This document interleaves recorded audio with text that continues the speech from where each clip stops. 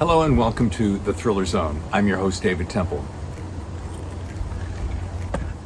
Gin and tonic, just the way summers were meant to be. All right, I'm gonna make this very down and dirty. If you guys know anything about me, I'm kind of a perfectionist, so everything has to be just right. The lighting has to be right, the camera has to be right, I've got to have a teleprompter if I'm gonna do a long script, blah, blah, blah. I'm not gonna do that here. As you can see from this big old stack of books, we have a very special feature. I'm doing this in one take, so deal with it.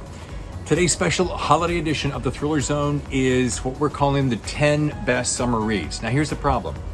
It's going to be more than 10 because that's just nearly impossible. All right, I have read so many books this year that I thought, no. So, and to be honest, there are many, many more. I mean, everybody is a winner in my book. I know that sounds like some cheese helicopter mom kind of a thing to say, oh, but my son is the best, but it's true. All right, so you're gonna have to excuse the noise because we're outdoors. See the hammock? There you go, Matt Scott. It's flipped over getting dried out because the sprinkler soaked it earlier, and I gotta have it dried out before I take my afternoon nap with my gin and tonic, whichever comes first. All right. Just in case you are down at the end of your holiday, or maybe you got some holiday more coming, but you want a dozen or so books, you're going to have them here. However, on the off chance that you're only going to pick up 4 or 5 or maybe 6, that's why I did 10. So my very favorites are at the beginning, at the very end, as you can imagine. So now you may be asking yourself, Dave, what makes a number one hit? Well, number one, it has to be released this year, 2022, okay?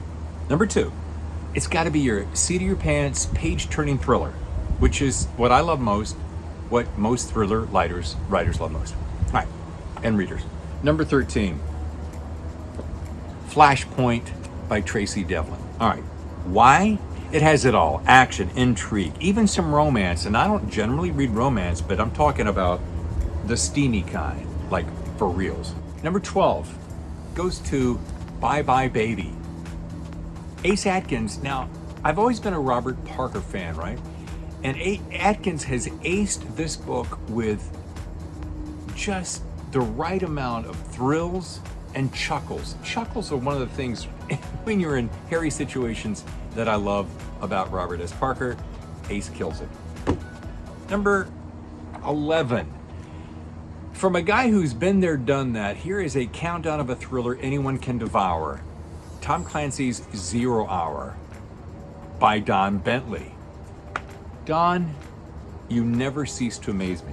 The guy gets better and better all the time. This next book, from a guy who brought you Your Honor, only one of my favorite TV shows of the past year, Joey Hartstone delivers a realistic and human legal thriller that you're gonna love. And it's a debut. Get out of here. Number 9, The Runaway, Nick Petrie. Nick's Runaway has so many elements that I love in a thriller, and this is from a guy who knows how to craft a sentence. Read #I'm jealous. You've heard me talk way too much about this guy, all right? This book is that good. Both dogged and frail emotion, grit and determination, Devil has a healthy dose of heart amidst human tragedy. This is gonna be a movie. That's number 8. Yeah, his name, Peter Farris. David Pepper. In at number 7, a simple choice. Here's your choice, simply put, an unputdownable read. And I hate that word. Oh, unputdownable? Really? That's all you can come up with? But it is just that. So read it. Mark Greaney.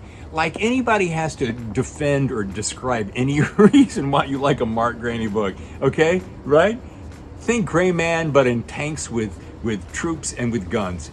Flat out brilliant. Look at the size of this beast. You'll read it in a blink. Now, number 5, Brian Freeman's The Bourne Sacrifice. Attention all Jason Bourne fans like me. There is a new Ludlum in our midst, and his name is Brian Freeman. All right, eat it like a pizza. It'll be gone soon. We're now down to number 4, Storm Rising. My buddy Chris Hauty. I mean, come on, Chris is a man writing as a woman. in a man's world, but with a chick's perspective. Full of thrills, spills, and even chills. I loved Storm Rising. Grab an umbrella, it's that good. What? Yeah. Now, if you did not pick up on the fact that I like this next book as much as I do, then you have not been listening to the Thriller Zone.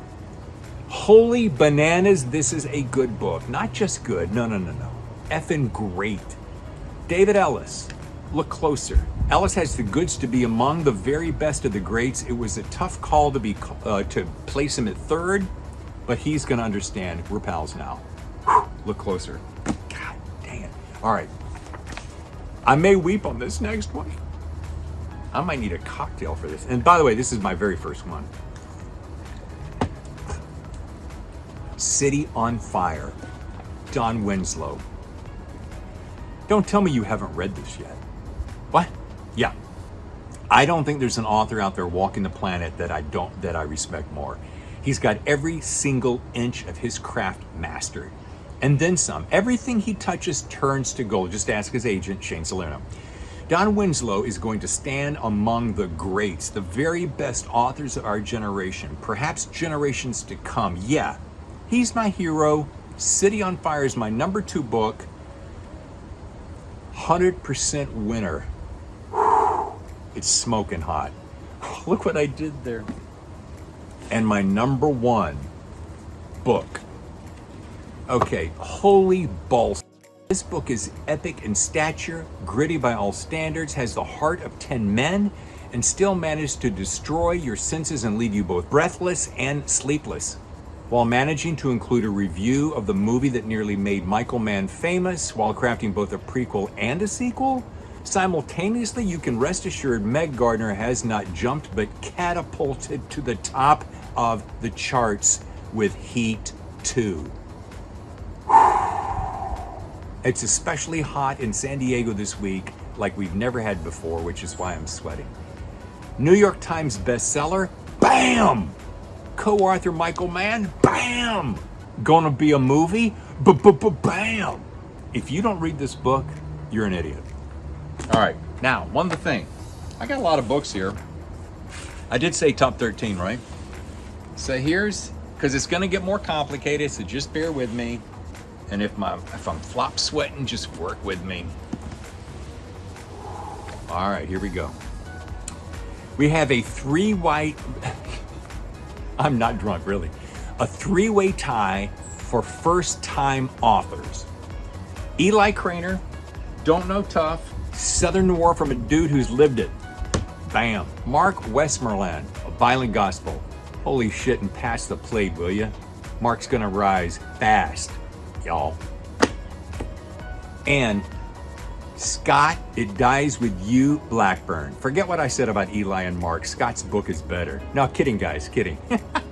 That's why they call it a 3-way tie. Every one of them just as tasty as my Nana's fried chicken.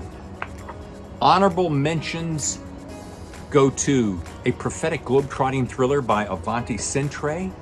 That's right, in the Doomsday Medallion. And a Been There, Done That debut by Steve Stratton and his breakout Shadow Tier.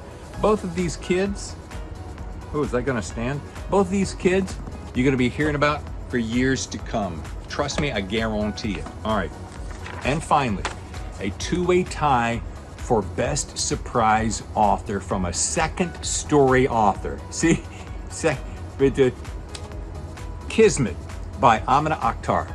We're talking Ravens Got My Attention and Didn't Let Go Until the Bitter End.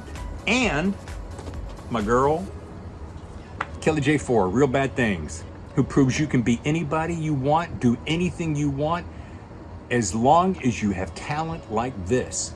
Rock on, Kelly J. All right. I know it wasn't super tidy, wasn't super polished and professional, but you know what? Sometimes you gotta just roll with it. Aloha. No, not yet. All right, so that is it. And cheeks, folks, I had to stop sometime. I meant to do this earlier, but you know, Labor Day means you don't have to labor every day, right? I'm David Temple, your host. This has been the Thriller Zone Special Edition. Top 10, call it 13, but it's more than that. I'll see you next time for another edition of the Thriller Zone. I think the hammock's probably dry now. See ya!